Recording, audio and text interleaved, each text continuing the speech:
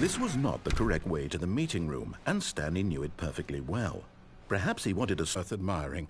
It had really been worth the detour after all, just to spend a few moments here in this immaculate, beautifully constructed room. Stanley simply stood here, drinking it all in.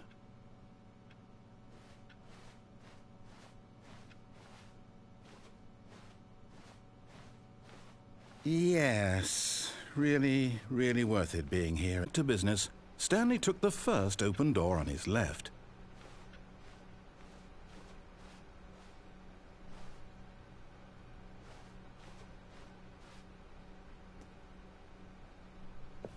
Stanley was so bad at following directions, it's incredible he wasn't fired years ago.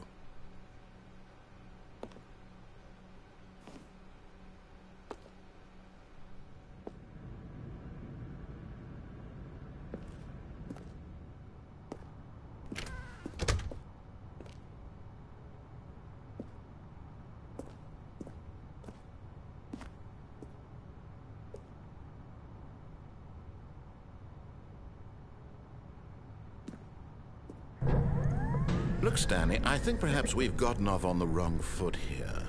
I'm not your enemy, really, I'm not.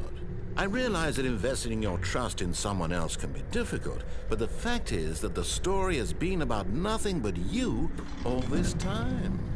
There's someone you've been neglecting, Stanley. Someone you've forgotten about. Please, stop trying to make every decision by yourself. Now, I'm not asking for me, I'm asking for her. This is it, Stanley. Your chance to redeem yourself, to put your work aside, to let her back into your life. She's been waiting.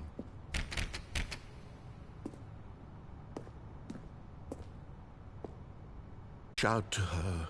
If you can truly place your faith in another, then pick up the phone.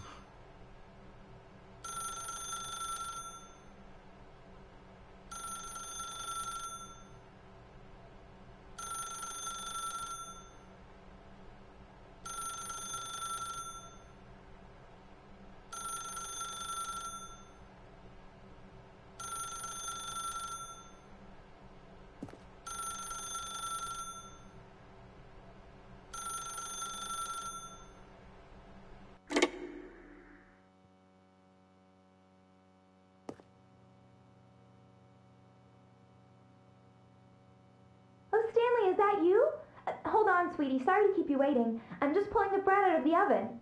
All right. Okay, there we go. All right, now, I want you to come in and tell me all about your day. Gotcha. Oh, come on. Did you actually think you had a loving wife who'd want to commit their life to you? I'm trying to make a point here, Stanley. I'm trying to get you to see something. Come inside. Let me show you what's really going on here.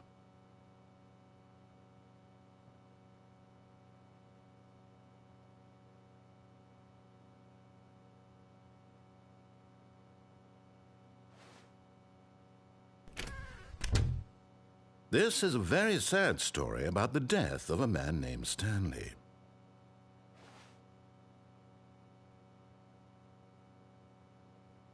Stanley is quite a boring fellow. He has a job that demands nothing of him, and every button that he pushes is a reminder of the inconsequential nature of his existence.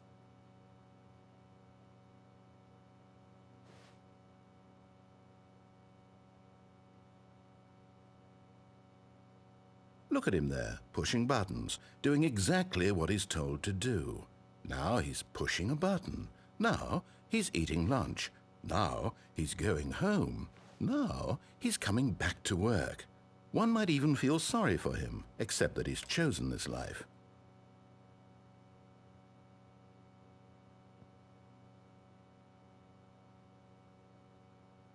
But in his mind, in his mind he can go on fantastic adventures. From behind his desk, Stanley dreamed of wild expeditions into the unknown, fantastic discoveries of new lands. It was wonderful, and each day that he returned to work was a reminder that none of it would ever happen to him. desk to realize that all of his co-workers, his boss, everyone in the building had suddenly vanished off the face of the earth. The thought excited him terribly.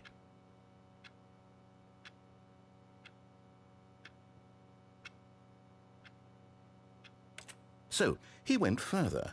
He imagined that he came to two open doors and that he could go through either.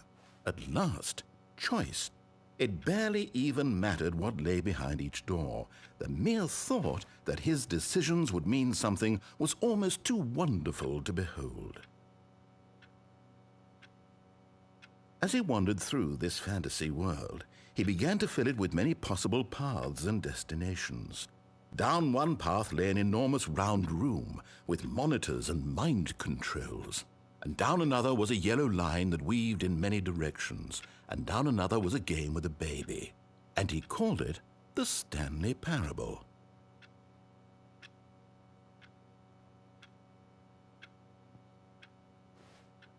It was such a wonderful fantasy, and so in his head he relived it again, and then again, and again, over and over, wishing beyond hope that it would never end, that he might always feel this free. Surely there's an answer down some new path, mustn't there be? Perhaps if he played just one more time. But there is no answer. How could there possibly be? In reality, all he's doing is pushing the same buttons he always has. Nothing has changed. The longer he spends here, the more invested he gets, the more he forgets which life is the real one. And I'm trying to tell him this, that in this world he can never be anything but an observer, that as long as he remains here, he's slowly killing himself. But he won't listen to me. He won't stop. Here, watch this. Stanley, the next time the screen asks you to push a button, do not do it.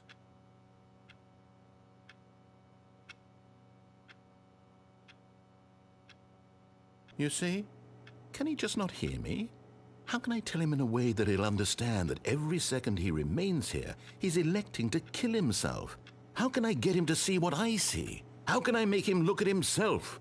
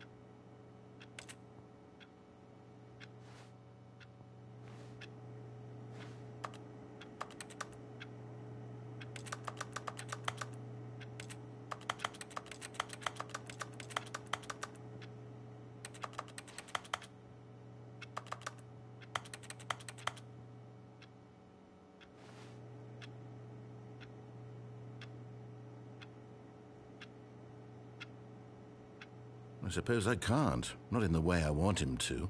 But I don't make the rules. I simply play to my intended purpose, the same as Stanley. We're not so different, I suppose. I'll try once more to convey all this to him. I'm compelled to. I must. Perhaps, well, maybe this time he'll see. Maybe this time. And I tried again, and Stanley pushed a button. And I tried again, and Stanley pushed a button. And I tried.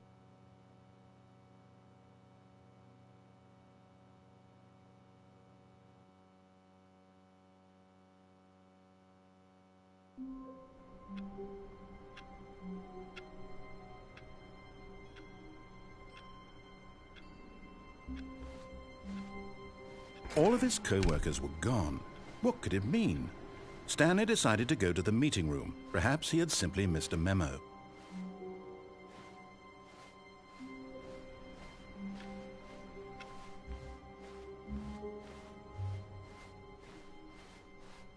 When Stanley came to a set of two open doors, he entered the door on his left.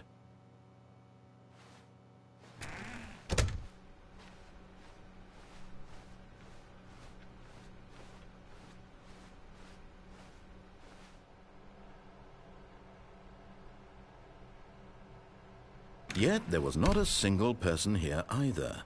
Feeling a wave of disbelief, Stanley decided to go up to his boss's office, hoping he might find an answer there.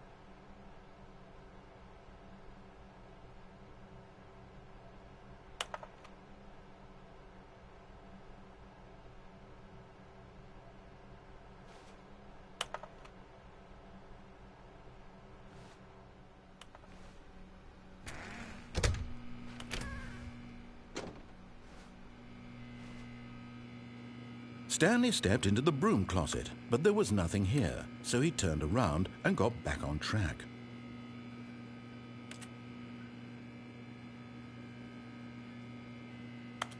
There was nothing here. No choice to make, no path to follow, just an empty broom closet. No reason to still be here. Coming to a staircase, Stanley walked upstairs to his boss's office.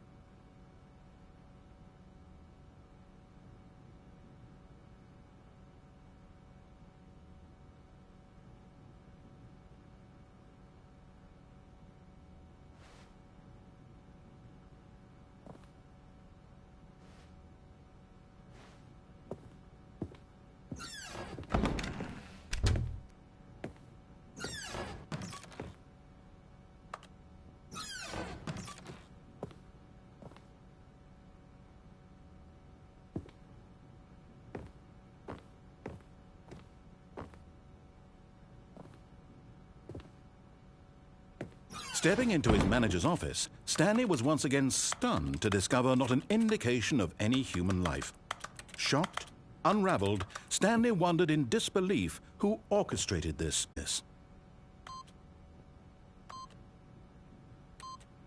Yet incredibly, by simply pushing random buttons on the keypad, Stanley happened to input the correct code by sheer luck. Amazing. He stepped into the newly opened passageway.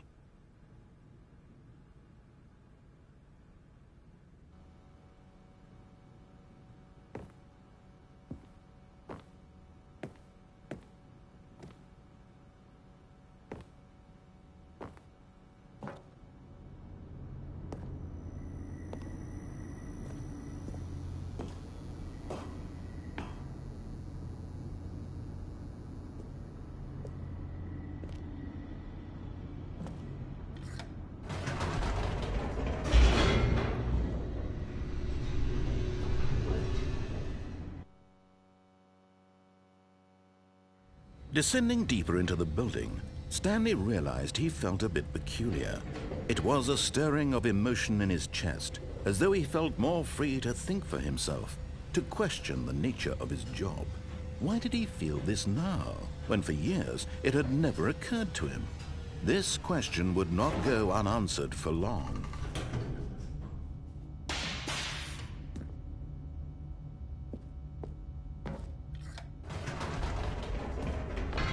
Whoops, nope, never mind. Stanley actually got back into the elevator and went back up. Silly me. Why did Stanley do that when he knew that it would just lead back to his boss's office? Well, that's a great question. I just can't wait to find out.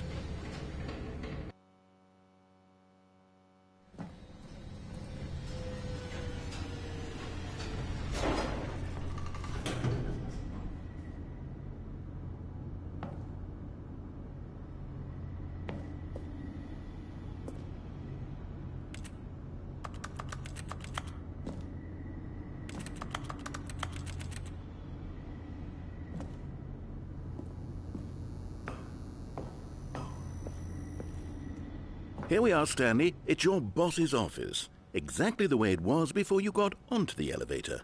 It's still just exactly what it is. What a decision you've made to come up here and look at the office again.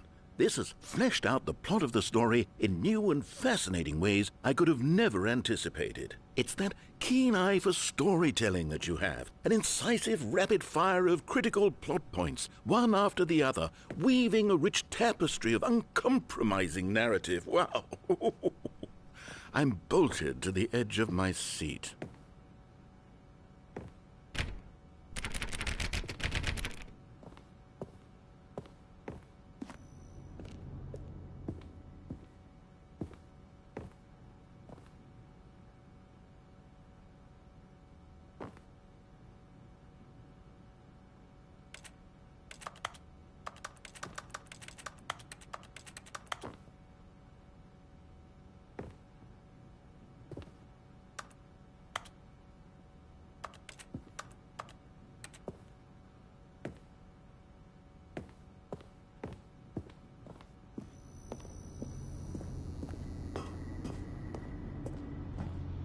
Incredible. Now he's getting back into the elevator and going down again. Ladies and gentlemen, how does he keep coming up with all of this?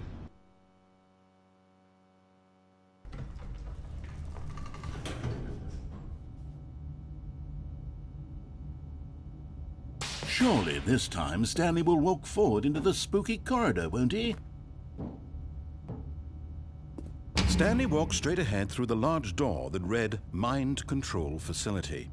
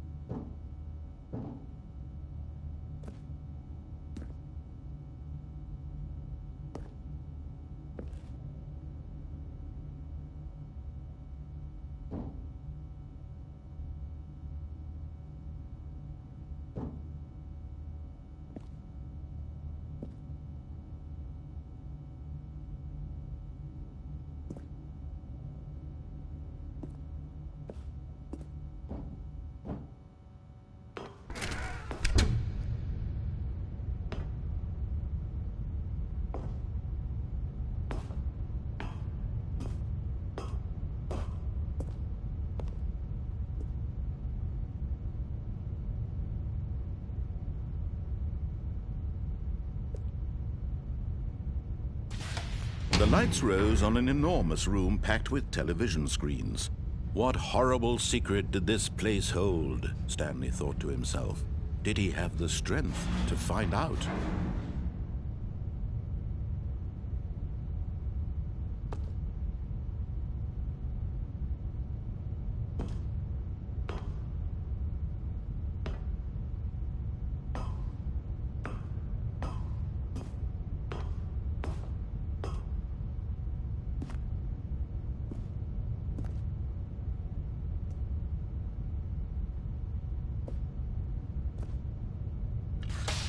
Now the monitors jumped to life, their true nature revealed. Each bore the number of an employee in the building, Stanley's co-workers. The lives of so many individuals reduced to images on a screen, and Stanley, one of them, eternally monitored in this place where freedom meant nothing.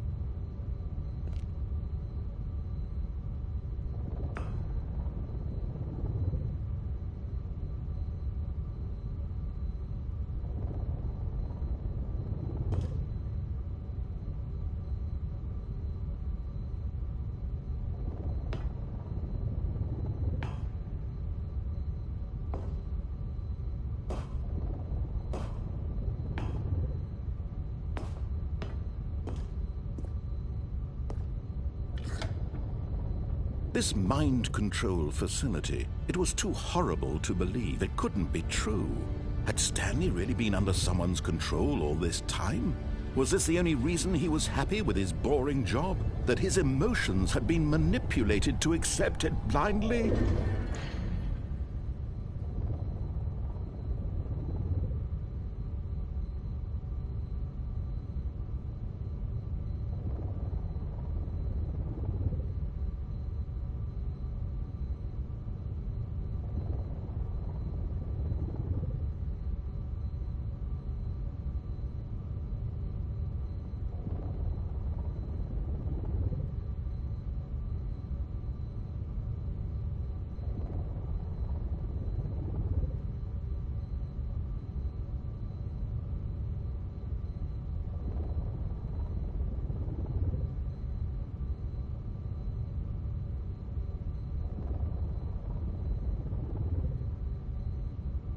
Geiles Game.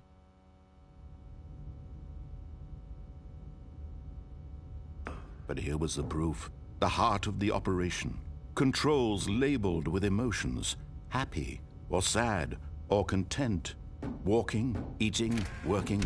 All of it monitored and commanded from this very place.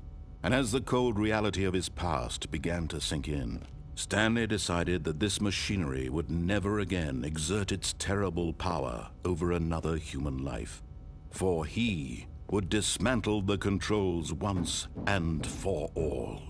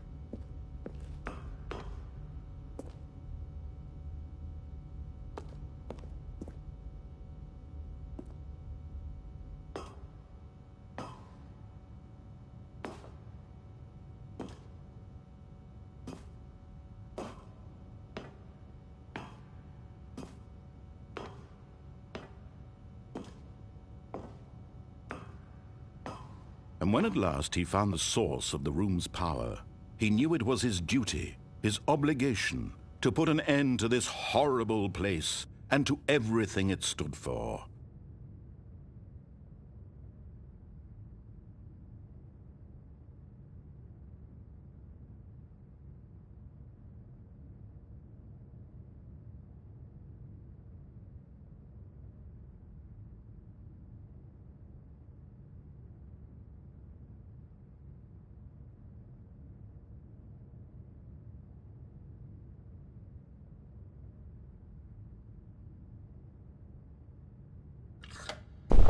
Oh, Stanley, you didn't just activate the controls, did you?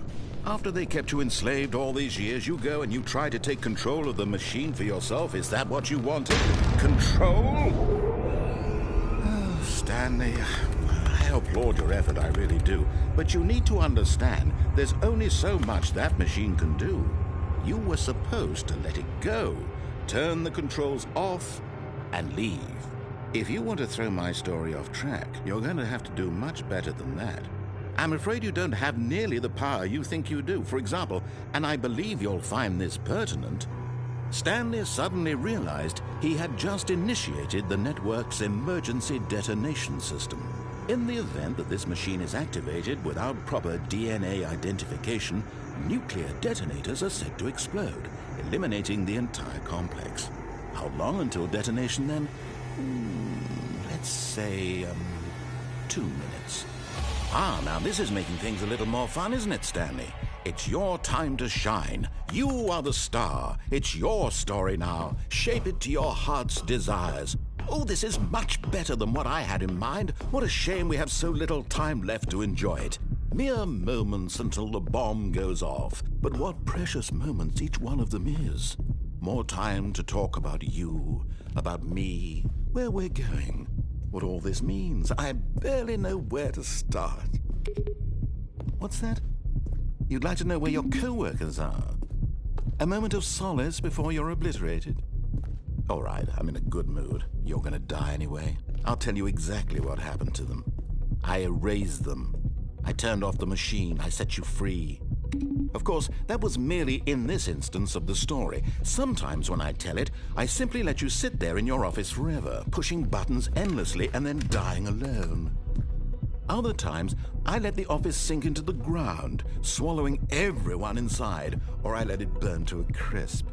I have to say this, though, this version of events has been rather amusing. Watching you try to make sense of everything and take back the control wrested away from you, it's quite rich. I almost hate to see it go. But I'm sure whatever I come up with on the next go-around will be even better. My goodness, only 34 seconds left. But I'm enjoying this so much. You know what? To hell with it. I'm going to put some extra time on the clock, why not? These are precious additional seconds, Stanley. Time doesn't grow on trees. Oh dear me, what's the matter, Stanley? Is it that you have no idea where you're going or what you're supposed to be doing right now? Or did you just assume when you saw that timer that something in this room was capable of turning it off? I mean, look at you. Running from button to button, screen to screen, clicking on every little thing in this room. These numbered buttons, no, these colored ones. Or maybe this big red button, or this door. Everything, anything, something here will save me. Why would you think that, Stanley? That this video game can be beaten? Won? Solved? Do you have any idea what your purpose in this place is? Stanley, you're in for quite a disappointment. But here's a spoiler for you. That timer isn't a catalyst to keep the action moving along. It's just seconds ticking away to your death. You're only still playing instead of watching a cutscene because I want to watch you for every moment that you're powerless. To see you made humble. This is not a challenge. It's a tragedy. You wanted to control this world, that's fine. But I'm going to destroy it first, so you can't. Take a look at the clock, Stanley. That's 30 seconds you have left to struggle. 30 seconds until a big boom and then nothing. No ending here, just you being blown to pieces. Will you cling desperately to your frail life, or will you let it go peacefully? A another choice. Make it count, or don't. It's all the same to me, all a part of the joke. And believe me, I will be laughing at every second of your inevitable life from the moment we fade in until the moment I say, happily ever after.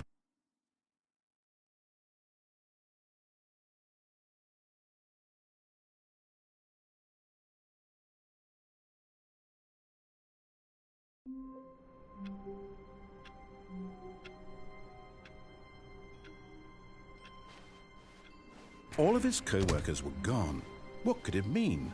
Stanley decided to go to the meeting room. Perhaps he had simply missed a memo.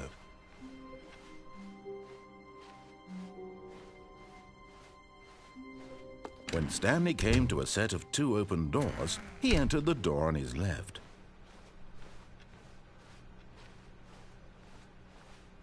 Yet there was not a single person here either. Feeling a wave of disbelief, Stanley decided to go up to his boss's office, hoping he might find an answer there. Coming to a staircase, Stanley walked upstairs to his boss's office. But Stanley just couldn't do it. He considered the possibility of facing his boss, admitting he had left his post during work hours. He might be fired for that. And in such a competitive economy, why had he taken that risk? All because he believed everyone had vanished? His boss would think he was crazy. And then something occurred to Stanley. Maybe, he thought to himself, maybe I am crazy. All of my co-workers blinking mysteriously out of existence in a single moment for no reason at all? None of it made any logical sense. And as Stanley pondered this, he began to make other strange observations. For example, why couldn't he see his feet when he looked down? Why did doors close automatically behind him wherever he went? And for that matter, these rooms were starting to look pretty familiar. Were they simply repeating? No, Stanley said to himself, this is all too strange. This can't be real. And at last, he came to the conclusion that had been on the tip of his tongue. He just hadn't found the words for it. "I'm dreaming!" he yelled. "This is all a dream." Oh, what a relief Stanley felt to have finally found an answer, an explanation. His co-workers weren't actually gone. He wasn't going to lose his job. He wasn't crazy after all. And he thought to himself, I suppose I'll wake up soon. I'll have to go back to my boring real-life job pushing buttons. I may as well enjoy this while I'm still lucid. So he imagined himself flying and began to gently float above the ground. Then he imagined himself soaring through space on a magical starfield, and it too appeared. It was so much fun, and Stanley marveled that he had still not woken up. How was he remaining so lucid? And then perhaps the strangest question of them all entered Stanley's head. One he was amazed he hadn't asked himself sooner. Why is there a voice in my head dictating everything that I'm doing and thinking? Now the voice was describing itself being considered by Stanley, who found it particularly strange. I'm dreaming about a voice describing me, thinking about how it's describing my thoughts, he thought. And while he thought it all very odd and wondered if this voice spoke to all people in their dreams, the truth was that, of course, this was not a dream. How could it be? Was Stanley simply deceiving himself, believing that if he's asleep, he doesn't have to take responsibility for himself? Stanley is as awake right now as he's ever been in his life. Now, hearing the voice speak these words was quite a shock to Stanley. After all, he knew for certain, beyond a doubt, that this was in fact a dream. Did the voice not see him float and make the magical stars just a moment ago? How else would the voice explain all that? This voice was a part of himself too, surely. The fresh air of a world outside this one. Let me wake up, he thought to himself. I'm through with this dream. I wish it to be over. Let me go back to my job. Let me continue pushing the buttons. Please, it's all I want. I want my apartment, and my wife, and my job. All I want is my life exactly the way it's always been. My life is normal. I am normal. Everything will be fine. I am okay.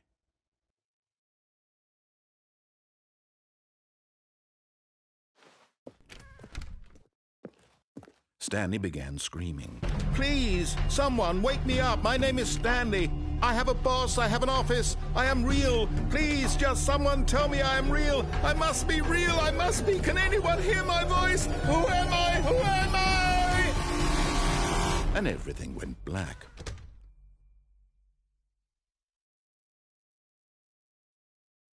This is the story of a woman named Mariella. Mariella woke up on a day like any other. She arose, got dressed, gathered her belongings, and walked to her place of work. But on this particular day, her walk was interrupted by the body of a man who had stumbled through town talking and screaming to himself, and then collapsed dead on the sidewalk. And although she would soon turn to go call for an ambulance, for just a few brief moments she considered the strange man. He was obviously crazy, this much she knew. Everyone knows what crazy people look like. And in that moment, she thought to herself how lucky she was to be normal. I am sane. I am in control of my mind. I know what is real and what isn't. It was comforting to think this, and in a certain way, seeing this man made her feel better. But then she remembered the meeting she had scheduled for that day, the very important people whose impressions of her would affect her career, and by extension, the rest of her life. She had no time for this, so it was only a moment that she stood there, staring down at the body. And then she turned and ran.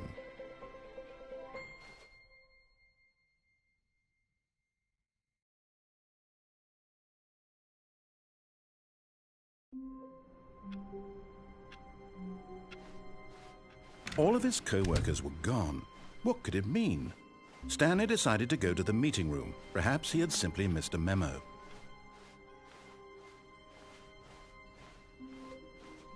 When Stanley came to a set of 2 open doors, he entered the door on his left.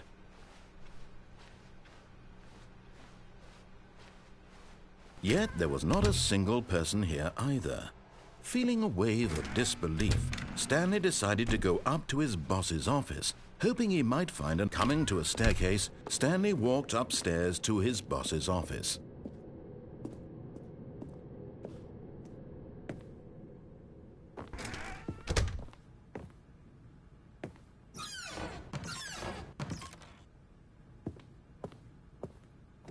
Stepping into his manager's office, Stanley was once again stunned to discover not an indication of any human life. What could it mean? Stanley wondered aloud to nobody. He began wildly tearing through papers on the boss's desk, pulling books off the shelf, looking behind paintings, desperate for clues to his situation. But his attention was caught by a keypad behind the boss's desk. What could its purpose be? In fact, this keypad guarded the terrible secret that lay buried below his feet. And so the boss had assigned it an extra secret PIN number, 2845.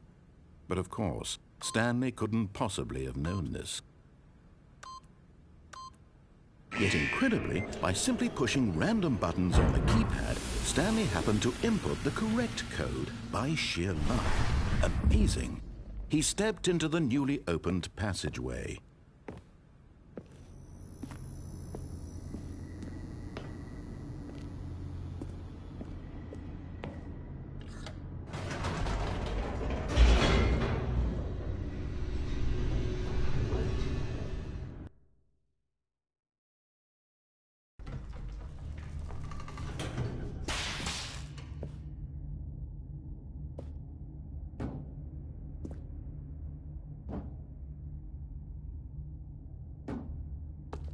Stanley walked straight ahead through the large door that read Mind Control Facility.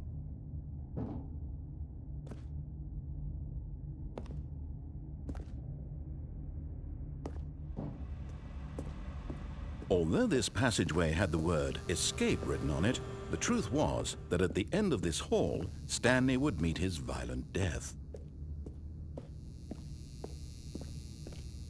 The door behind him was not shut. Stanley still had every opportunity to turn around and get back on track. At this point, Stanley was making a conscious, concerted effort to walk forward and willingly confront his death.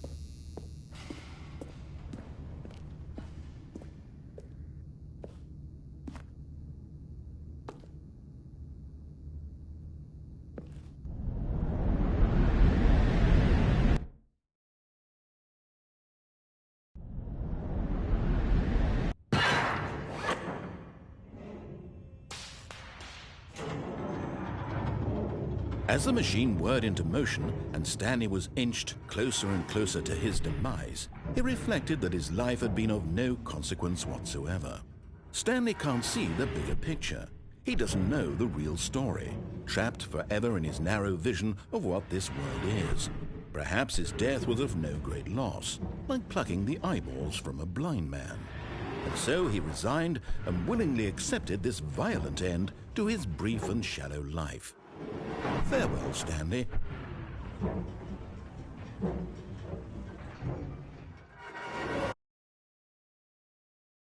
"Farewell, Stanley," cried the narrator, as Stanley was led helplessly into the enormous metal jaws. In a single visceral instant, Stanley was obliterated as the machine crushed every bone in his body, killing him instantly.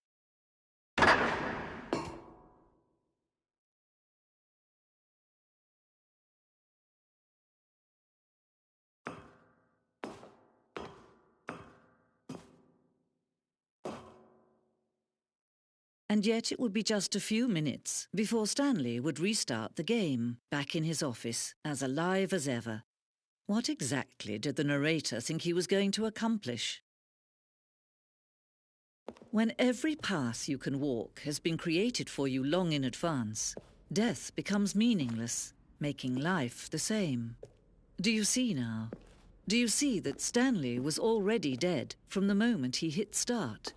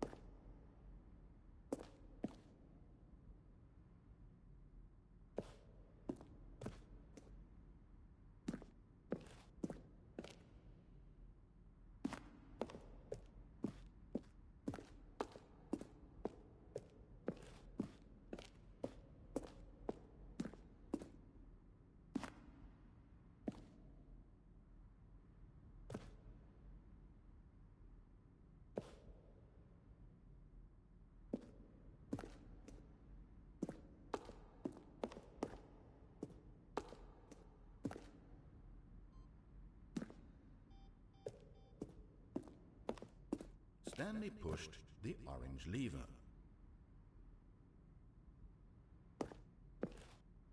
Where were all of his co-workers? Oh, I don't know. How about they're throwing a surprise party for him for all his button pushing? Does that sound plausible to you? Now then, this elevator for sure will get him right back on track to where he was supposed to be in the story.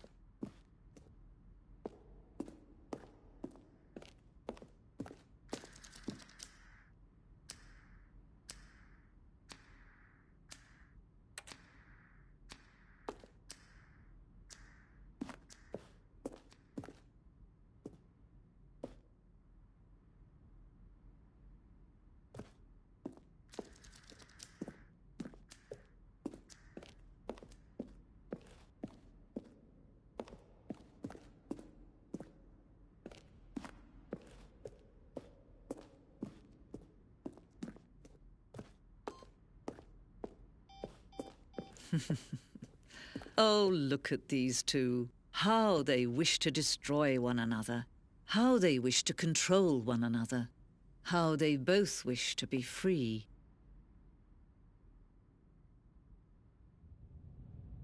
Can you see? Can you see how much they need one another? No, perhaps not. Sometimes these things cannot be seen. But listen to me. You can still save these two. You can stop the program before they both fail. Turn off your PlayStation. There's no other way to beat this game. As long as you move forward, you'll be walking someone else's path. Stop now and it'll be your only true choice. Whatever you do, choose it. Don't let time choose for you. Don't let...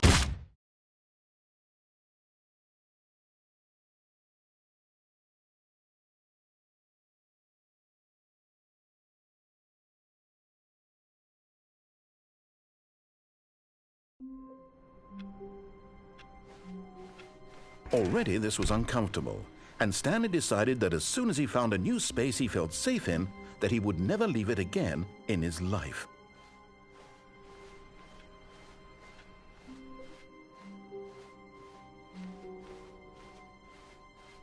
When Stanley came to a set of 2 open doors, he entered the door on his left.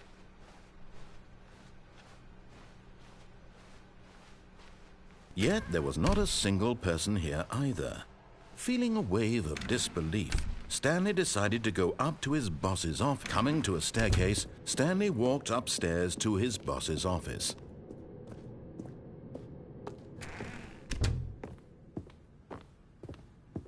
The moment he entered his manager's office, Stanley froze in his tracks. Not a living soul anywhere.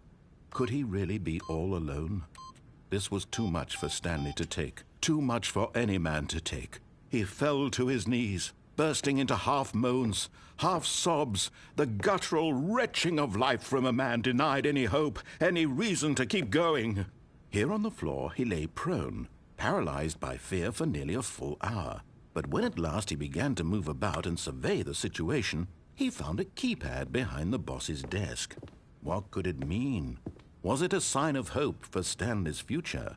Alas, it was not.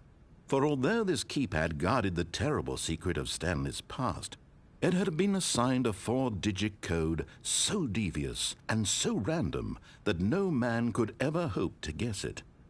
2845.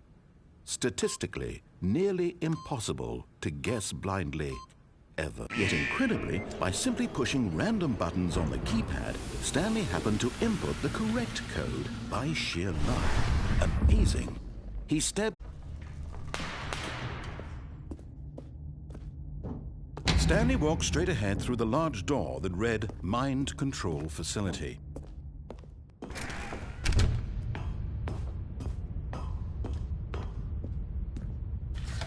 The lights rose on an enormous room packed with television screens.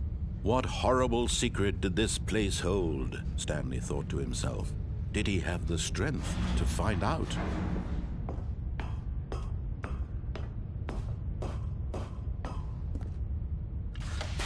Now the monitors jumped to life, their true nature revealed. Each bore the number of an employee in the building, Stanley's co-workers. The lives of so many individuals reduced to images on a screen, and Stanley, one of them, eternally monitored in this place where freedom meant nothing.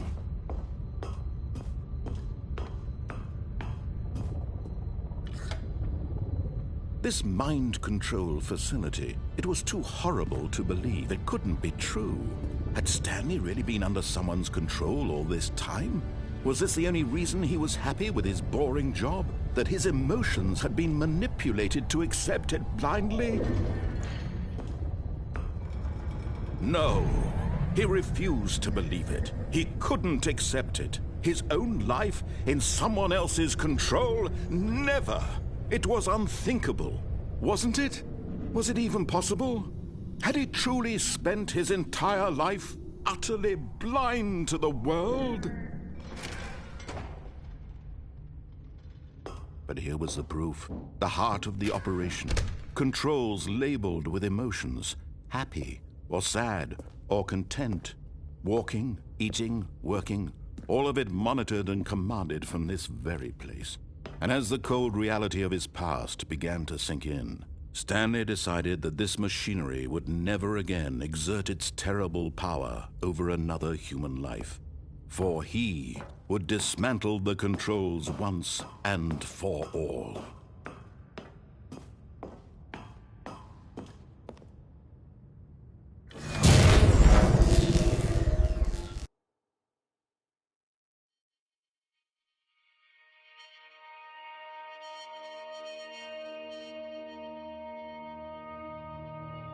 Blackness and a rising chill of uncertainty. Was it over? Yes! He had won! He had defeated the machine, unshackled himself from someone else's command. Freedom was mere moments away. And yet, even as the immense door slowly opened, Stanley reflected on how many puzzles still lay unsolved. Where had his co-workers gone? How had he been freed from the machine's grasp? What other mysteries did this strange building hold?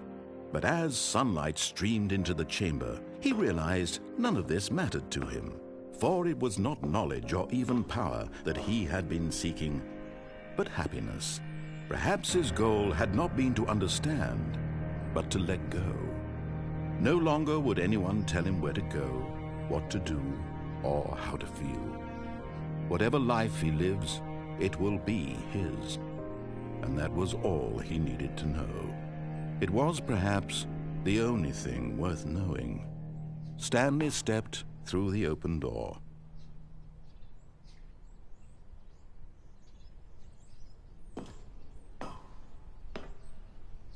Stanley felt the cool breeze upon his skin, the feeling of liberation, the immense possibility of the new path before him.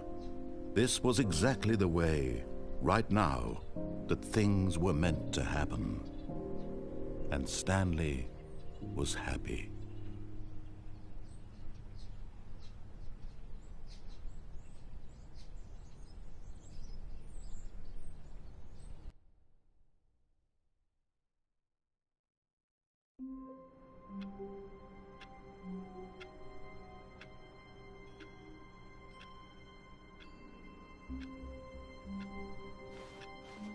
All of his co-workers were gone. What could it mean? Stanley decided to go to the meeting room. Perhaps he had simply missed a memo.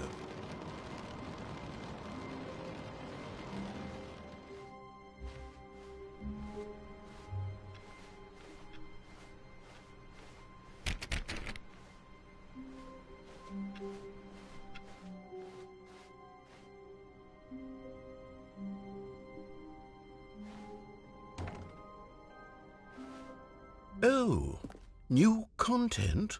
What does that mean, new content?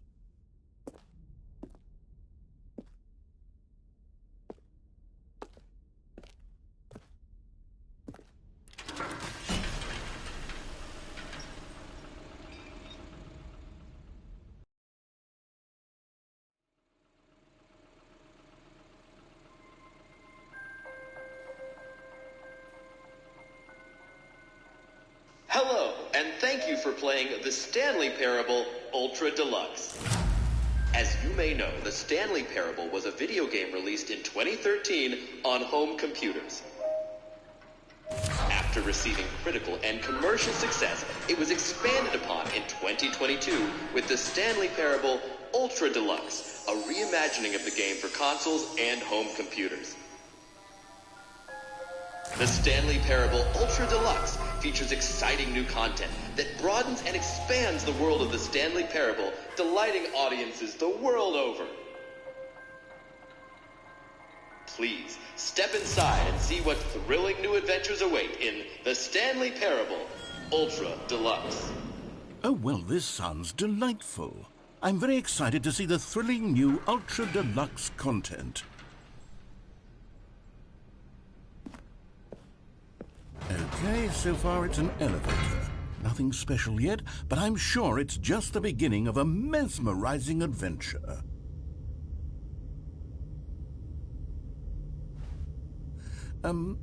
Is it broken? What's going on here? Should we be moving somewhere or... Oh, here we go. All right, finally, at long last, it's on to the new content. I've never been more ready. Let's do it.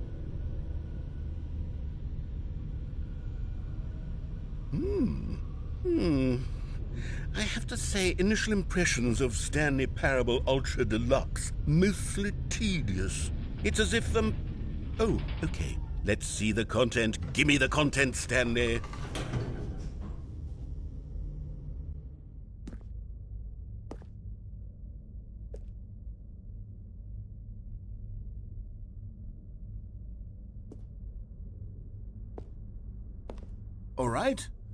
All right, let's see. It's the jump circle.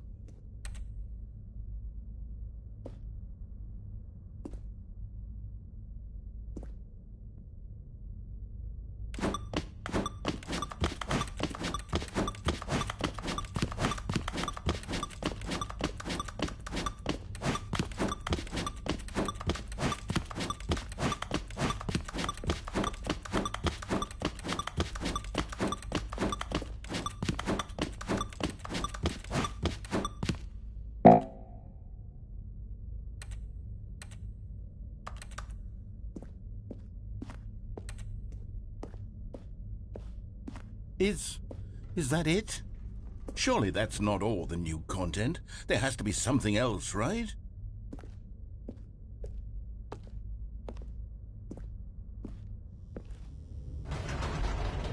Goodness, another elevator. Stanley, I have to say, initial impressions of this game are not positive. It's just elevators and jumping. Is this what passes for exciting new content? If this is new content, then I could just read you the whole dictionary. There's 20 hours of new content right there. Hell, I could count to 30 trillion. You could put that on the box. The Stanley Parable Ultra Deluxe, now with over 1,000 hours of new content. And oh, wait. There's more. Very good. Yes. I knew there had to be something else. Let's see it. I'm ready for whatever it is.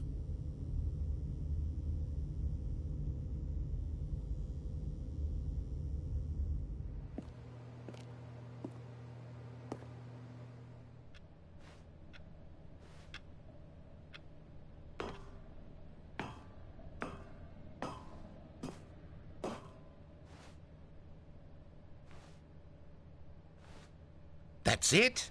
Oh, you've got to be kidding me. You see, Stanley? This is what happens when greedy video game developers with no respect for their fan base rush a cheap expansion to market for no reason other than to make an easy dollar. And don't get me started on the level of craftsmanship that's gone into it. In fact, I'm looking right now at the game's trophies, and it's hard to believe one of them actually says, "Test trophy, please ignore." What quality assurance department signed off on this? I'm infuriated and I'm offended, and I intend to find these people on Twitter and hold them personally accountable. It's my fault, Stanley.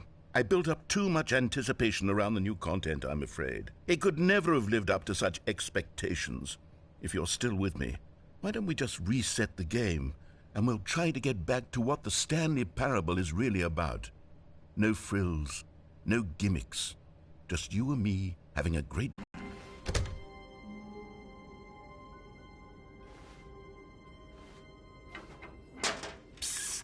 Stanley, come over here. In the vent. I want to show you something.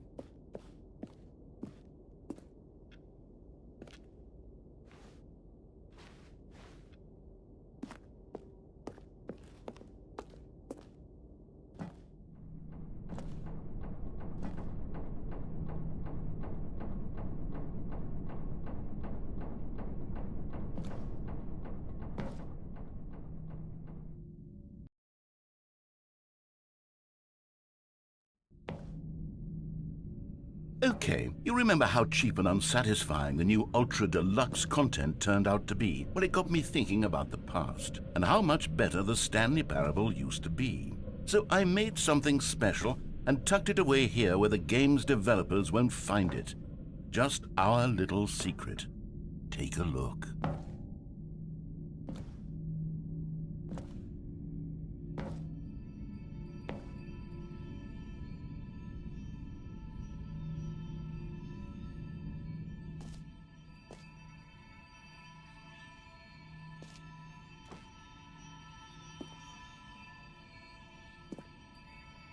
I call it the Memory Zone. It's where I've been storing all my favorite memories so I can relive the peak experiences of my life whenever I want. Experiences like the launch of the Stanley Parable on PC.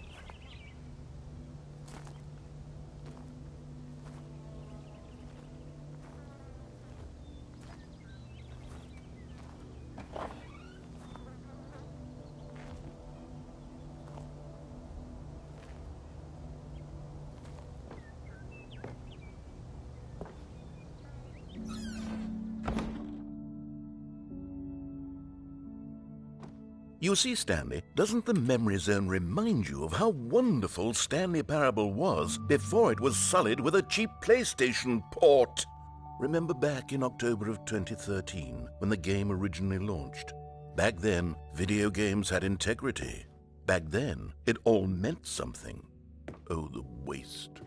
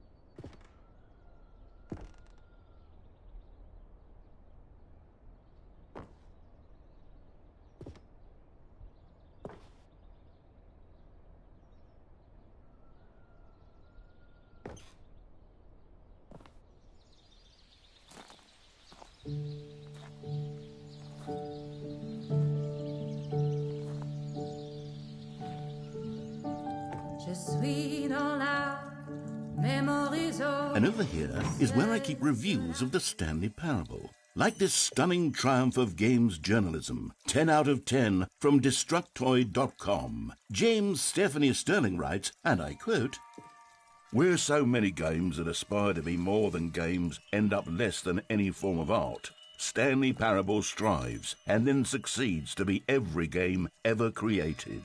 Did you hear that, Stanley? Every game ever created. That's how grand and all-encompassing the original Stanley Parable was. It was literally every game ever created. It was Skyrim, it was Persona 3, it was all of them, and now it's nothing. It's no games at all. It isn't even the Stanley Parable anymore. It's just a husk now. A lifeless husk with an hour of new elevator content.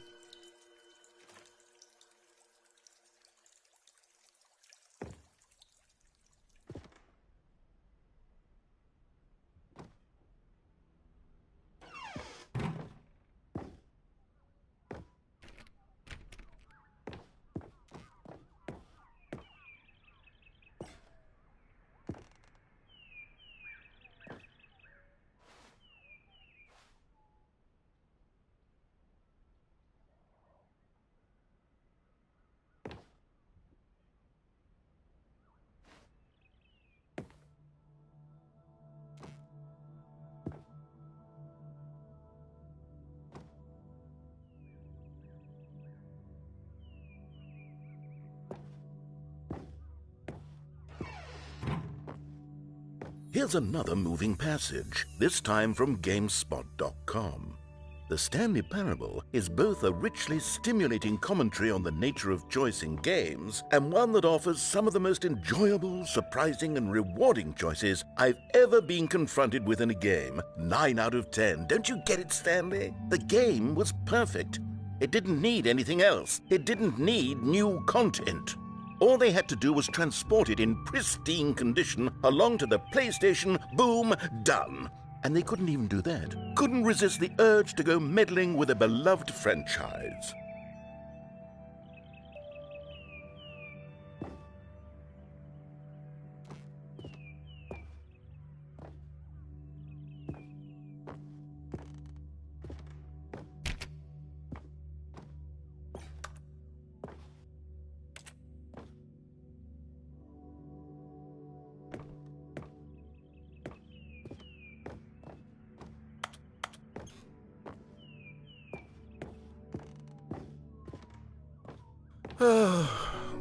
These were simpler times, Stanley.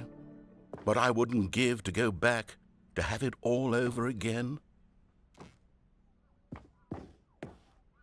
Wait, hang on. I don't recall this part of the memory zone before. What's this? What's down here?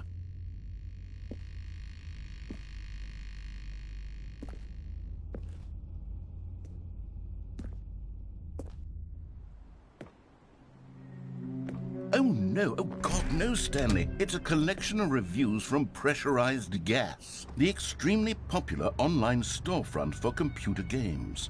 I haven't looked at these in years. I can't even imagine what's been collecting down here.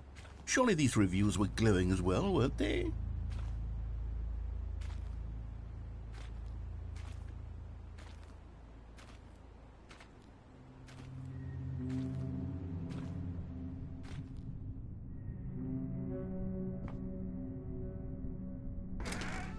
Honestly, I could not be bothered to play this game to full completion. The narrator is obnoxious and unfunny, with his humor and dialogue proving to be more irritating than entertaining. Unfunny! I'm not trying to be funny. I'm trying to make a serious work of art. I suppose I could write up a handful of gags to insert into the Stanley Parable, but the game is already such a densely layered web of profound philosophical insights that I can't even imagine where I'd have the room to stick them.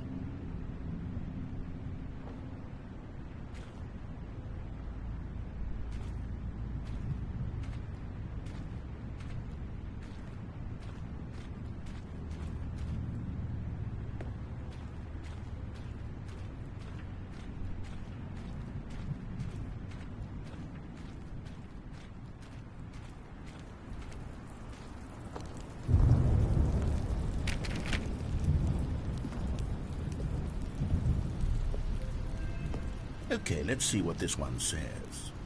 While the idea for the game is good, for someone who prefers non-linear games, this preachiness gets annoying fast. Preachy? Stanley? I'm not preachy, am I? You can tell me if I'm preachy. Honestly, you can. Oh, goodness. This is actually quite shocking for me. Well, to be honest, I had always thought of the game's dialogue as being rather terse to begin with.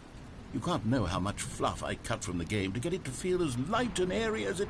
Well, I always thought it did, but maybe it wasn't. Oh dear, what an awful memory to have to hold on to. These black marks on my otherwise unimpeachable track record. I feel like a failure, like I let these people down. Perhaps the Stanley Parable isn't quite as sterling as I always remembered.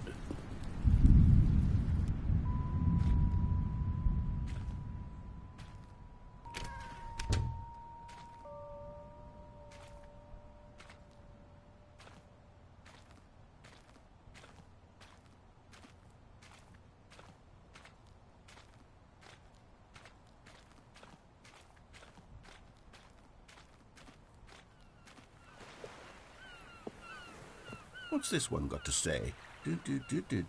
You constantly have to stop doing anything so the narrator can catch up with his long-winded explanations of what's happening. I wish there was a skip button. A skip button? Well, yes. Yes, I think we can do that. If I'm truly too preachy, then then maybe letting you skip ahead for just a moment, surely it couldn't hurt. Not if it means we can strike these negative reviews from the record. Only positive reviews of the Stanley Parable. That's my motto today, and it's always been my motto. I'd do anything for the customer, Stanley. Yes, a skip button we shall have.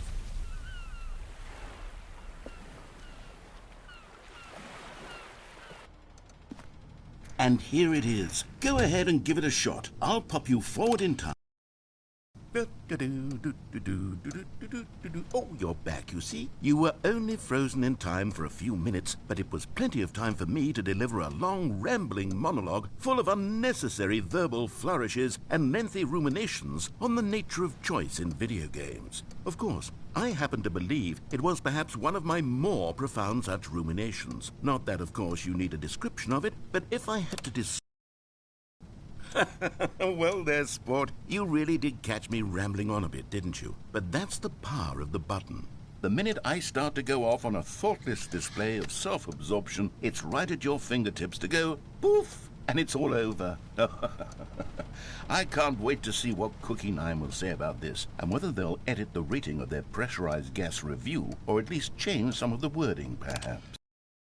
Okay, welcome back, Stanley. Now, I should say that the amount of time the button has been skipping through is becoming longer and longer. That last one was, well, I want to say maybe 30, 45 minutes?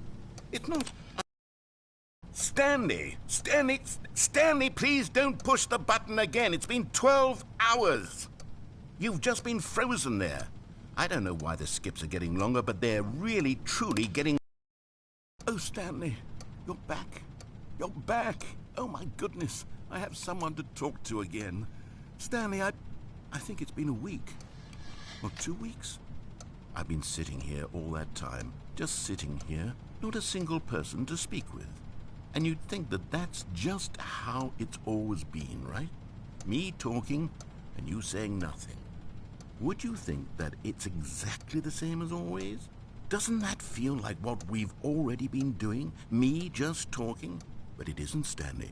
It isn't the same at all. It isn't even close. Because I know you can't hear me once you push that button. That's what I'm realizing now, Stanley. I'm realizing that I needed to know that someone was listening.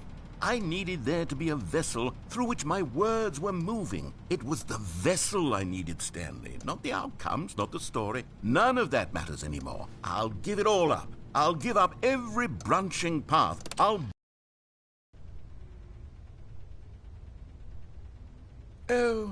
hello. It's you. You're here again. Welcome. I have had time to think about you and about us and about everything we've been through. I've had so much time. I stopped keeping track after a year. Have you ever sat down in one place and not moved for one entire year? Let me describe it for you. To begin with, there is only regret. There is only the turning wheel of missed opportunities. I felt nothing at all but regret for the longest time, Stanley. Days, months. I lost it all in a blur.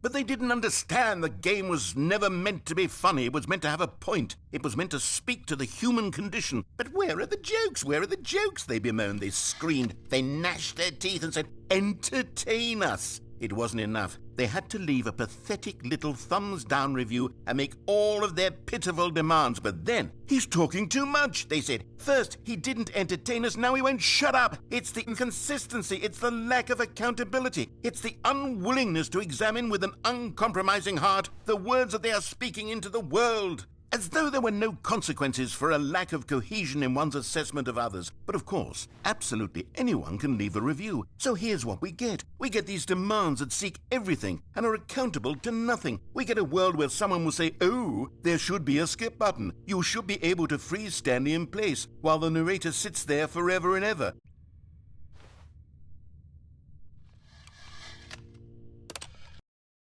The end is never the end, is never the end, is never the end, is never the end, is never the end, is never the end, is never the end, is never the end, is never the end, is never the end, is never the end, is never the end, is never the end, is never the end, is never the end, is never the end.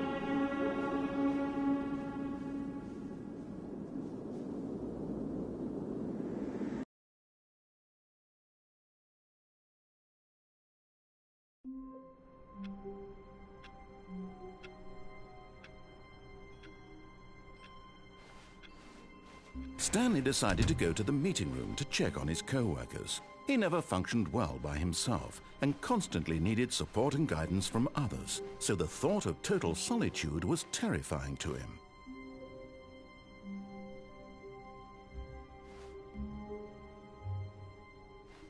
Oh, good. You noticed my sign. Yes, I have something very exciting to show you.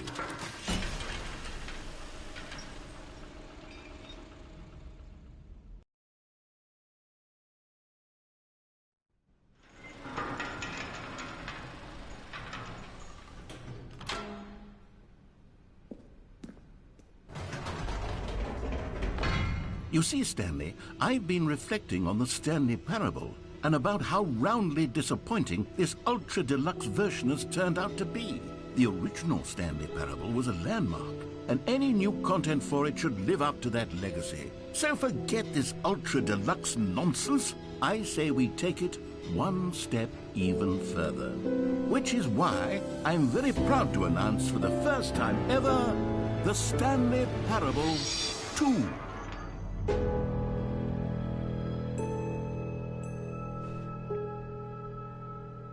Yes, you see, isn't this far superior to a measly port with a few minor additions? Think of all the new territory we'll cover with a fully fledged sequel, an entirely new experience, built from the ground up. Why, there are so many possibilities. It could go in so many different directions. This is what fans have truly been asking for.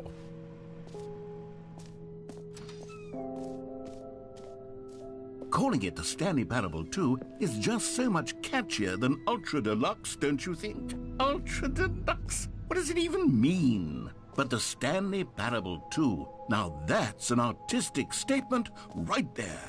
It's future-oriented. It screams progress and innovation and long-term franchising potential. Now, to be clear, I haven't quite nailed down what exactly the Stanley Parable 2 is going to be, but let's take a look at some of the features I've been developing for it. I figure that if I can loosely organize a handful of interesting concepts, that surely the game will sort of naturally spring up around them. It'll all work itself out. Game development is much more of a fuzzy magic than anything scientific or logical, really.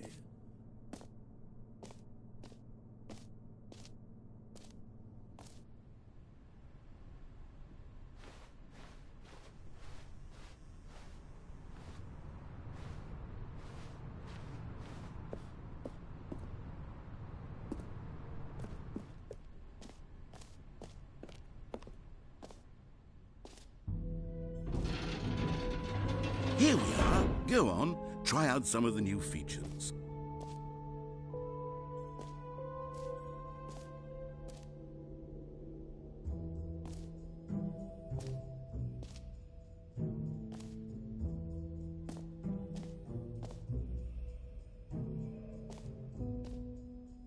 Okay, I'll be honest, I haven't yet decided on this one.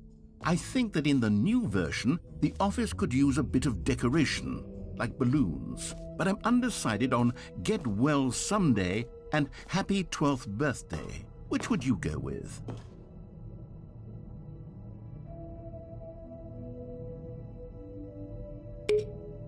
You know, sometimes when you solicit another person's opinion, it makes you realize that you knew which one you actually really wanted all along. Happy 12th birthday, step-niece, it is.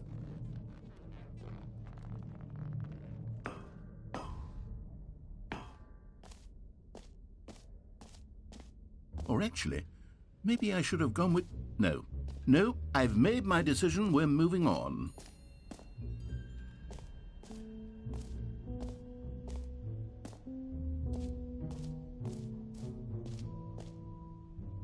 You know what? Let's bring the jump circle back for Stanley Parable 2 as well. It's... Oh, wait. You already spent all your jumps the first time we saw the jump circle? Oh, well. I suppose it can... Ah! Collectibles. Now it's a real video game. In the Stanley Parable 2, you'll run around gathering up these miniature Stanley figurines. And what's truly innovative is that there will be no reward for collecting all of them. I don't want to stifle the intrinsic joy of watching a number go up. You simply collect all of them, and then you move the hell on with your unremarkable life.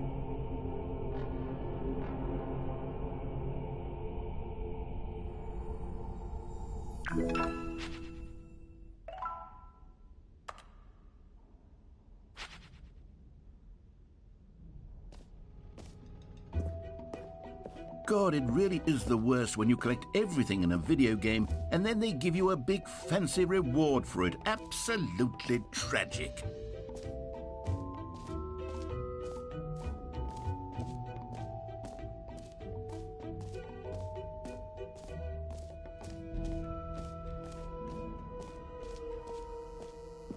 Now, here's something special. You remember that broken test trophy that got left in the game on accident? Well, I'm developing a technology to simply give you the trophy. Yes, you see, you'll come... Okay, perhaps I should have clarified. This is technology that will exist. Right now, the trophy is still fully broken. I'm not a wizard, Stanley, but I guarantee it will be fixed in the sequel to at last satisfy the hordes of ravenous fans all over the world who have been uproariously demanding this feature. Gamers, we hear you, and I promise it will happen.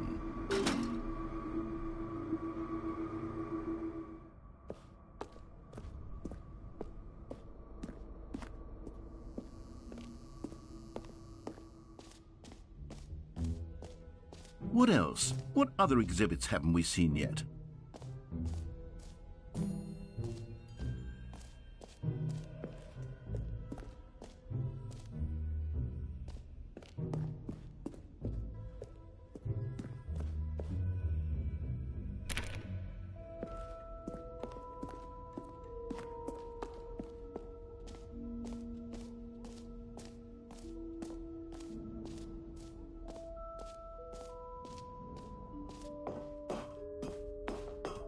An epilogue would be fun, wouldn't it, Stanley? Yes, it will go at the end of the, well, we'll figure that out later.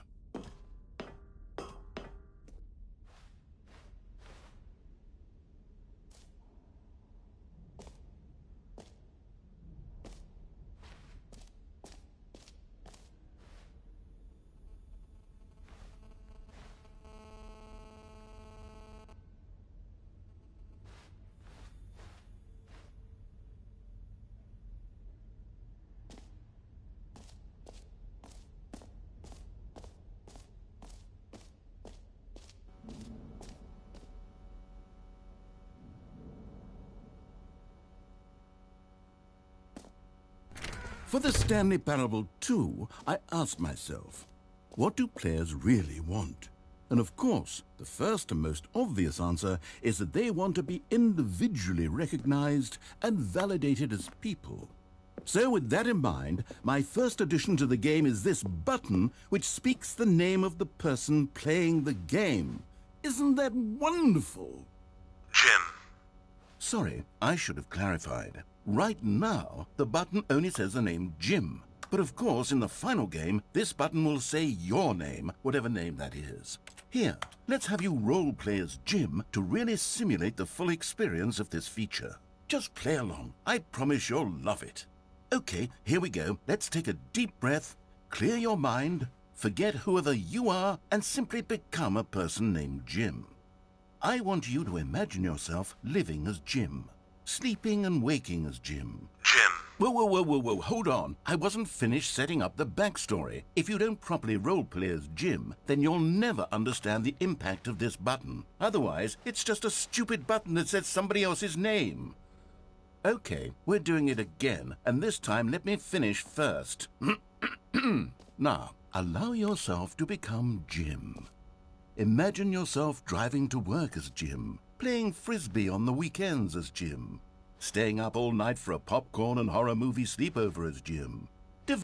All right, fine, whatever. It's just a meaningless button that says Jim. Are you happy now? Get out of here. I'm done with this button. Why don't you go humiliate me in front of a different feature that I worked very hard on? Jim. See, if you'd only played along, that would have been your name the button says. But no. Instead, I can't even think about it. I'm taking the Jim button away. Jim.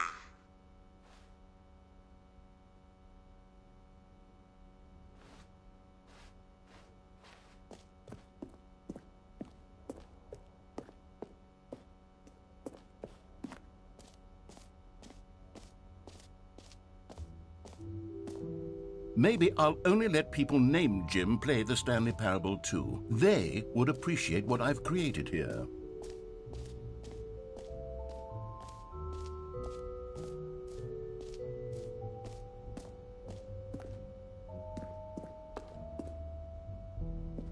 A common complaint of the Stanley Parable was that it was confusing and paradoxical, that it engendered a chaotic sense of reckless despair in those who played it. Well, I'm happy to say that after much consideration, I've engineered a clever solution to this fundamental problem with the game. It's the Stanley Parable Reassurance Bucket. You see, Stanley, anytime you're holding the bucket, a sense of calm and ease will fill your mind and your heart. It's true.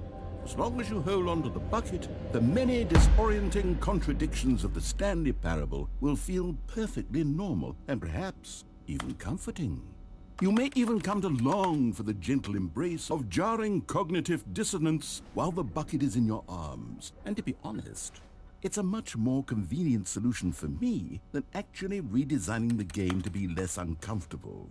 Can you imagine what a pain in the ass that would be? Yes, The bucket is the perfect solution. Come on, give it a try.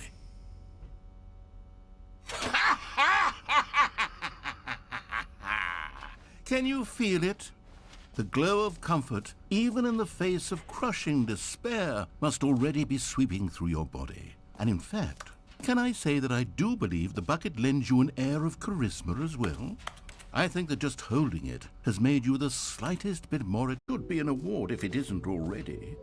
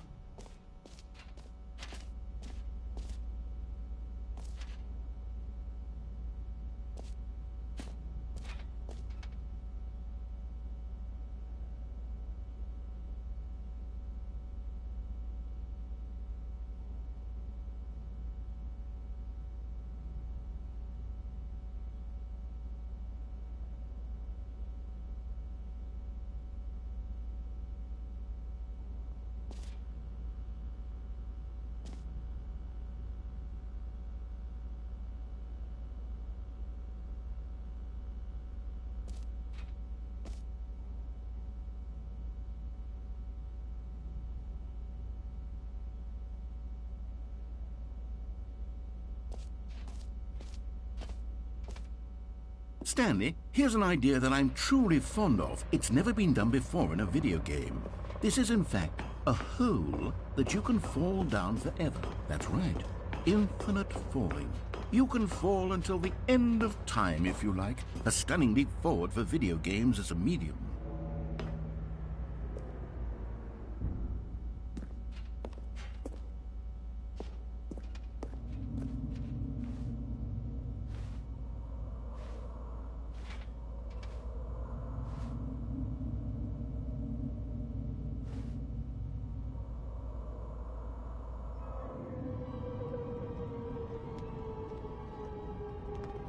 You see, isn't it wonderful?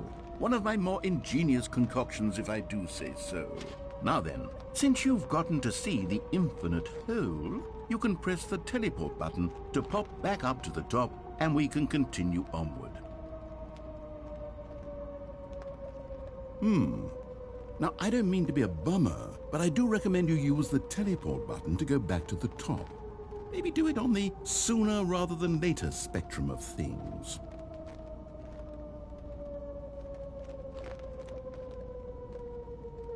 Okay, Stanley, I don't know quite how to say this tactfully, but it's possible that I slightly exaggerated the infinite nature of the hole.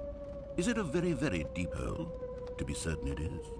It's an extremely deep hole. I don't want anyone to say that it isn't an astonishingly deep hole. It is. Is it infinite? Well, that sort of depends on your definition of infinity. From one perspective, the infinite is merely philosophical in nature. It's more of a... Okay, well, good for you. You found the bottom of the hole. You found me out, Stanley. I'm a liar and a cheat, and you're so clever. Look, I think the issue here is just that you're unusually fascinated by falling. What normal person actually wants to fall infinitely? I figured the hole was as deep as anyone would actually need. Don't you put this on me. Maybe you're the problem. Look, things got a little heated there. I think we both said some things we didn't mean. Why don't we just put all this behind us and agree to just call the hole mostly infinite? If that works for you, then go ahead and press the teleport button to warp up to the top of the hole and we can move on. I'll just be up here when you're ready.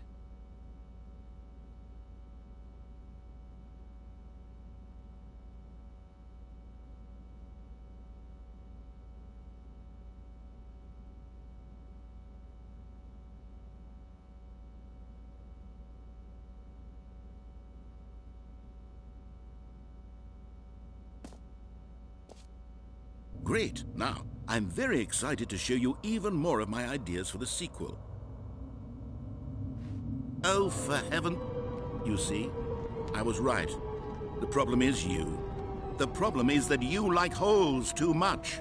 Not normal. A normal person would have said, yep, that's an infinite hole right there, goes on forever till the end of time. Don't need to see it all, but not you. Oh, no, no, no, no. You have a weird sort of... Oh. Did the hole seem even shorter to you this time? I couldn't help but feel like you spent a little less time in there than you did before. I mean, admittedly, I didn't make an infinite hole, but I didn't think it was that not infinite. Well, I suppose once again there's nothing to do here. If you decide you've had enough of the hole, you can hit the teleport button and come join me up above. Had enough? I'm positively thrilled. I really do have so much more to show you and to talk about, and I've had enough of the hole for a lifetime. Gosh, how could I have guessed? You're back in the hole. If this starts to become a thing where... Wow, okay, yes. I'm starting to become extremely certain that the hole is not only not infinite, but that it's growing steadily less and less infinite. I suspect that I'm starting to hit the point where it's no longer feasible to call the hole infinitely deep, even by the lax overall standards for accountability and marketing. What's going on here?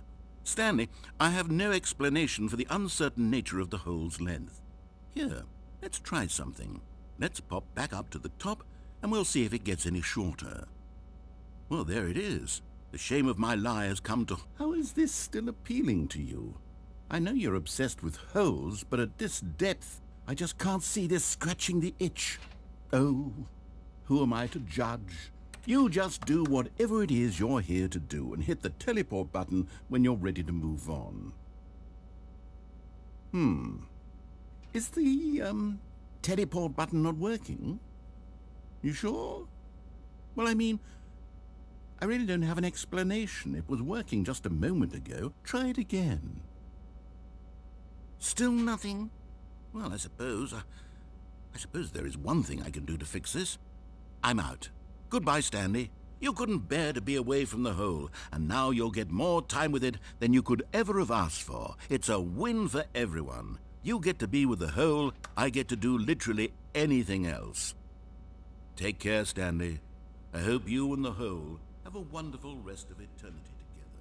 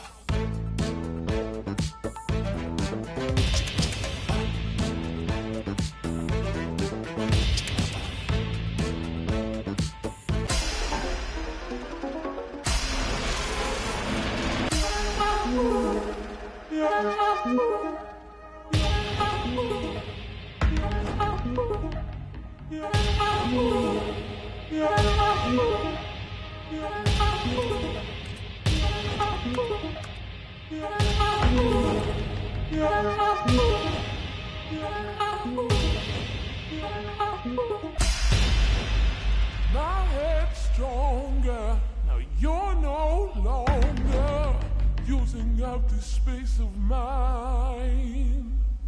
My head's stronger. Now you're no longer using up this space of mine. What?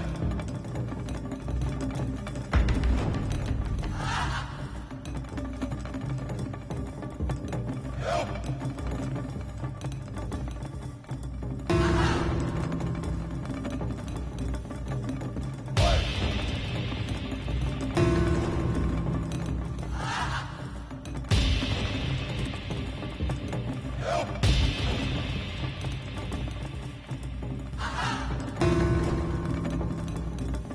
Stanley? Stanley! Stanley! Oh, good, you're awake. It seems you had sort of dozed off there, drifting away into dreamland.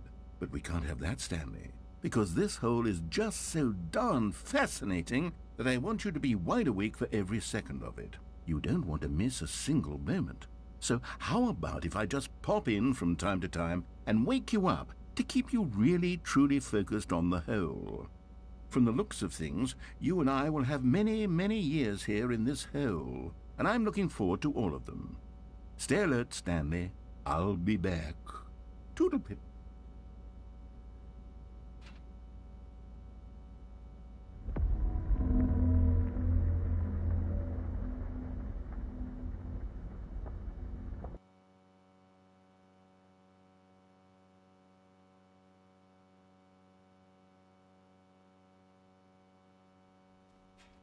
Here we are. Go on, try out some of the new features.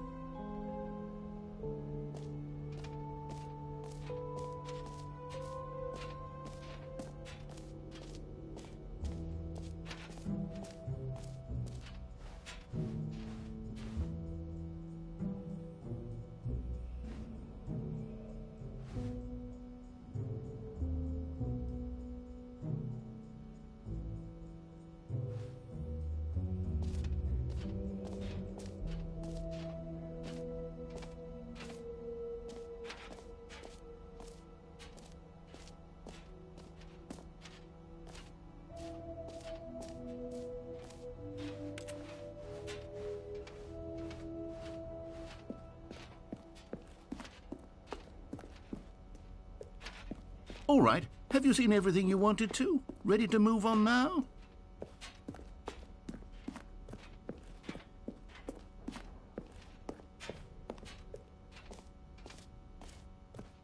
So, Stanley, what do you think? Do you like all of the new features? Yes, I know it's not exactly clear yet how exactly these features will come together as one single coherent video game, but I can feel it in my soul. It's going to work. There's definitely a good game in there somewhere. Say, let's do an experiment. I'll arrange these new features together, and we'll see whether or not it coheres into a meaningful gameplay experience. Okay. Are you ready? Here it is. I give you the Stanley Parable 2.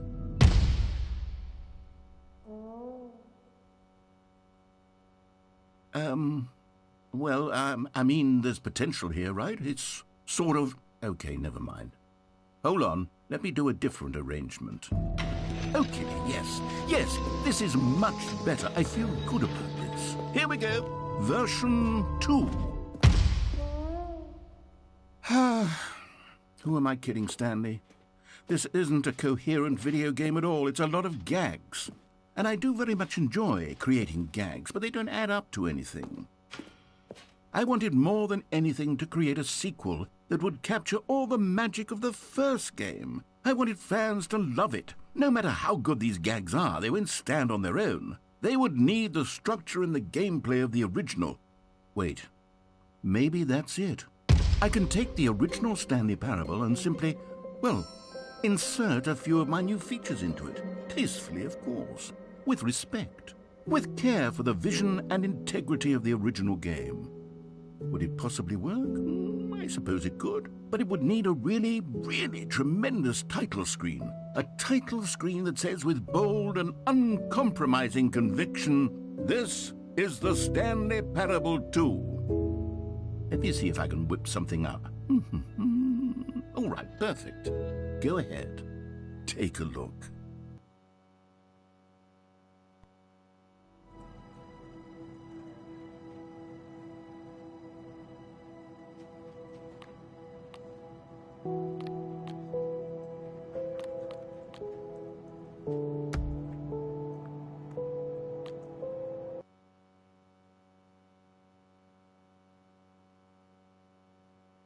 This is the story of a man named Stanley. Stanley worked for a company in a big building where he was employee number 427. Employee number 427's job was simple.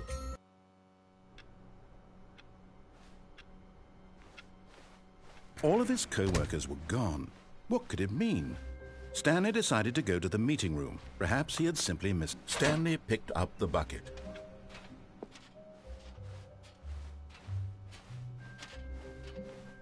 Stanley clutched the bucket tightly to his chest and entered the door on his left.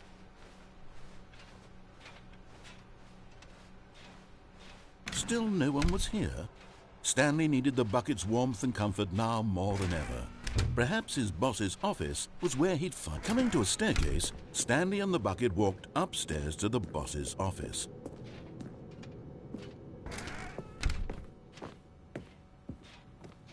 Stepping into his manager's office, Stanley was once again stunned to discover not an indication of any human life. Crushed by the weight of this revelation, Stanley may have broken down into an emotional dumpster fire if not for the soothing presence of the bucket. Even now, in his darkest of hours, did the bucket's warmth and guiding light pierce the dark clouds of confusion and chaos. It would be with him always. The bucket would, and he knew it. The two of them were inseparable. At this point, Stanley was so absorbed in the tender spiritual connection he shared with the bucket that he didn't notice the keypad behind the boss's desk. Nor in his bliss of simply being near the bucket did he have any notion that the PIN number for the keypad was 2845.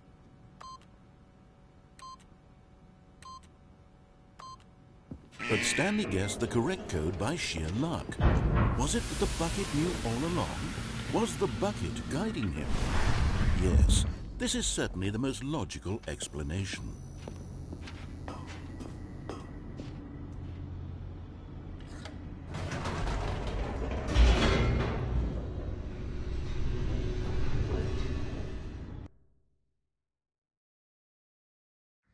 The elevator raced downward, plummeting towards an unknown fate. Oder einmal der Macht. All Stanley could do to keep himself together, if not for the bucket. Soothing him, comforting him, reassuring that in this darkest moment of uncertainty, he would be all right. The bucket is here for you, Stanley. Everything will be fine. Stanley and the bucket walked straight ahead through the large door that read, Mind Control Facility.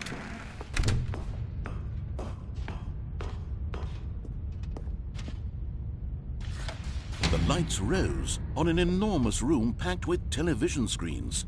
What horrible secret did this place hold? Stanley and the bucket both wondered to themselves.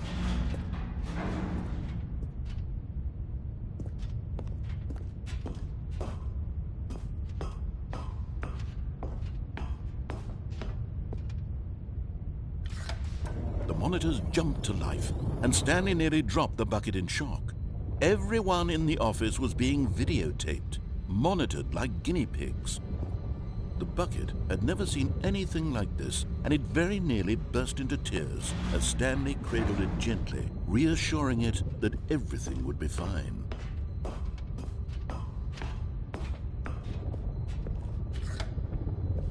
Was the bucket under the mind control facility's influence as well?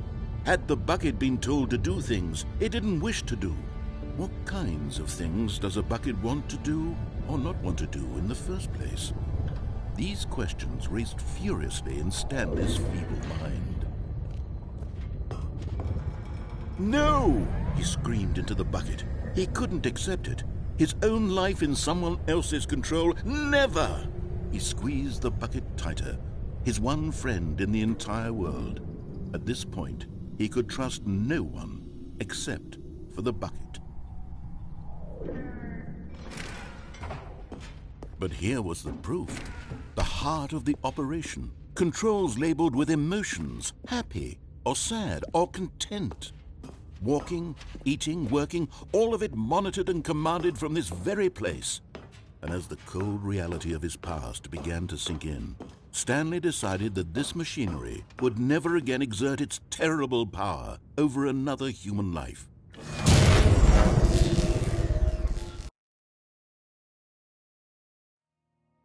Stanley and the bucket waited in blackness. Was it over? Yes, they had done it. Stanley and the bucket had defeated their greatest and darkest enemy, freed themselves from the tyrannical grip of the evil mind control machine. Freedom was now mere moments away. Excitedly, the two of them began to discuss the kind of life they wanted to live once they stepped through this massive door. The bucket wanted to learn to roller skate. Stanley wanted to sneeze in every country on Earth. Both of them wanted to begin watching a movie, any movie, but then stop it halfway through and begin watching it in reverse from the end. True, it was a simple life they envisioned, but it was one they'd lived together, with one another to lean on, to trust, to support. What? Wait. What was happening? Why had the door stopped? Was Stanley and the bucket not about to be freed? An unbearable silence filled the room, lingering in uncertainty, until finally the truth hit Stanley square in the face. This building did not want the bucket to leave. Even the facility itself recognized the incredible calming presence of the bucket, needed the soothing warmth of the bucket, would go to any lengths not to part with the bucket. No. Stanley can't leave this place, not while he has such a precious bucket in his arms, not while this building has anything to say about it. Stanley realized he would never again leave this very room, but at least he has the bucket. To be trapped eternally in darkness isn't really so bad, Stanley thought to himself. As long as I have my bucket with me, right? I'll be okay, won't I? Stanley gulped. Very soon now, he was about to find out.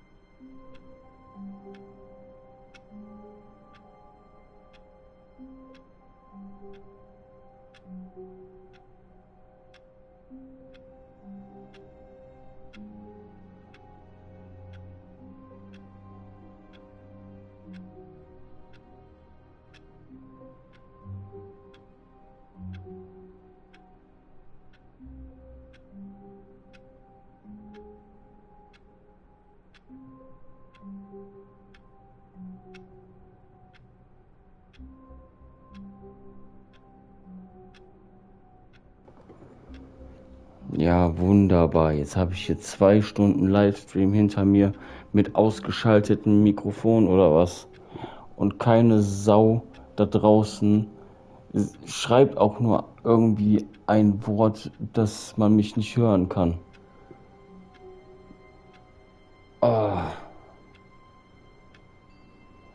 Was ist aus der Welt geworden? Was ist aus den Leuten geworden? Even now, Stanley's office was a distant memory. What did it look like? There was a computer, perhaps, and a painting. Was it a painting or a photo? He could no longer recall.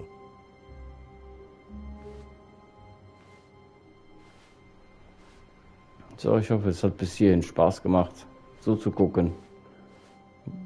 Auf jeden Fall unterhaltsam, spannend und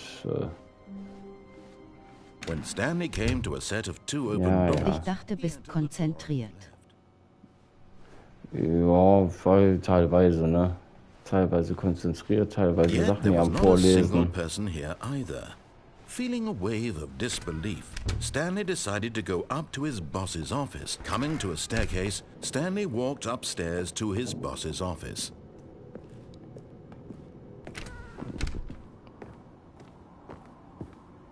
Stepping into his manager's office, Stanley was once again stunned to discover not an indication of any human life. What could it mean, he wondered? Desperate for answers, he began turning the room over looking for clues that might unravel the situation, until at last he discovered a keypad behind the boss's desk. But alas, no code. For this keypad guarded the terrible secret that lay buried below his feet. And so the boss had assigned it an extra secret PIN number, 2845. But of course, Stanley couldn't possibly have known this. Yet incredibly, by simply pushing random buttons on the keypad, Stanley happened to input the correct code by sheer luck. Amazing. He stepped into the newly opened passageway. So, jetzt habe ich keinen Eimer dabei.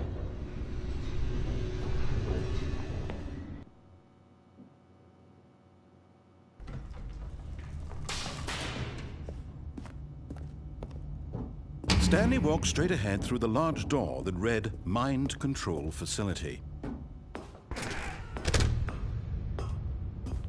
Ja, letzte Mal.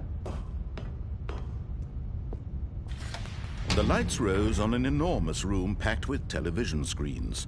What horrible secret did this place hold? Stanley thought to himself. Stell dir vor, mein Did he lieber have the Deichsel, strength to ich habe find auch out? die ganze Zeit die Leute gefragt, soll ich hier lang gehen oder da lang gehen, soll ich das oder jenes tun? Ja, hätte ich mal vorher lieber auf dem Headset geguckt, ob das Mikro an ist. Now the monitors jumped to life, their true nature revealed. Each bore the number of an employee in the building, Stanley's co-workers. The lives of so many individuals reduced to images on a screen, and Stanley, one of them, eternally Schade. monitored in this place Ja, where ne? freedom meant nothing. Aber vielleicht nächsten Dienstag. This Spätestens mind Freitag. control facility, it was too horrible to believe. It couldn't be true. Had Stanley really been under someone's control all this time? Was this the only reason he was happy with his boring job? That his emotions had been manipulated to accept it blindly? No, he refused to believe it. He couldn't accept it. His own life in someone else's control? Never. It was unthinkable, wasn't it? Was it even possible? Had he truly spent his entire life utterly blind to the world? But here was the proof. The heart of the operation. Controls labeled with emotions. Happy, or sad, or content. Walking, eating, working. All of it monitored and commanded from this very place. And as the cold reality of his past began to sink in, Stanley decided that this machinery...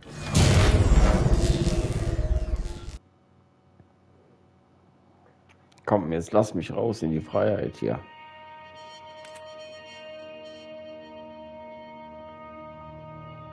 blackness, and a rising chill of uncertainty. Was it over? Yes! He had won! He had defeated the machine, unshackled himself from someone else's command. Freedom was mere moments away.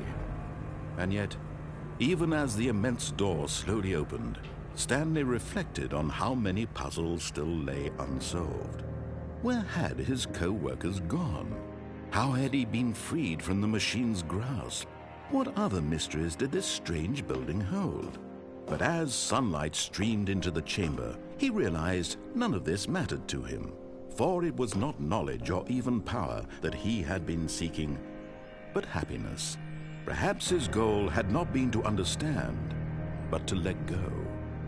No longer would anyone tell him where to go, what to do, or how to feel.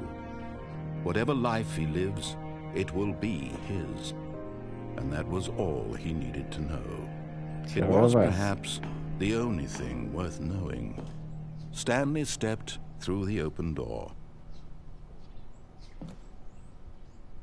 Stanley felt the cool breeze upon his skin, the feeling of liberation, the immense possibility of the new path before him. This was exactly the way, right now, that things were meant to happen. And Stanley was happy. So, Stanley was happy. Wir haben jetzt über 2 Stunden Stream hinter uns. Ich hoffe einfach mal, dass nächsten Dienstag zahlreich wieder viele einschalten und zuschauen werden. Ich hoffe, dass beim nächsten Mal die Technik klappt, dass die Leute dann auch einschalten und mal was sagen.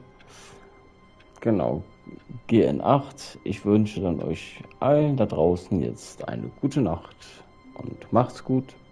Bis zum nächsten Mal. Euer Mr. Too Late. Bye bye. Und Cott.